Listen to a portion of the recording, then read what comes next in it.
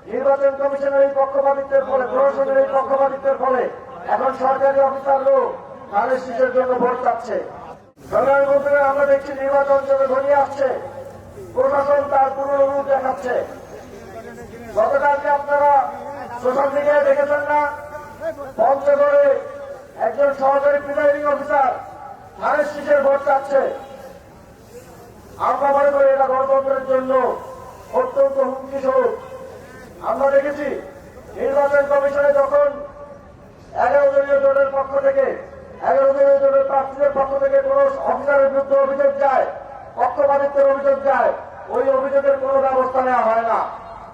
অথচ বিএনপির প্রার্থীকে সহজ করার কারণে ওই দিন যেতে না যেতে অফিসার গুরুত্ব করতে আমরা দেখেছি।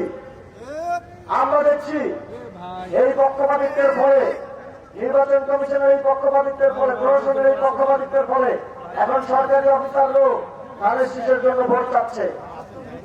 যদি আপনারা আবারও প্রশাসন যন্ত্রকে কাজে লাগিয়ে পাতানো নির্বাচনের মাধ্যমে ক্ষমতায় আসতে চান, আপনারা মনে করবেন না যে শেখ হাসিনার মতো আপনারা পার পেয়ে যাবেন।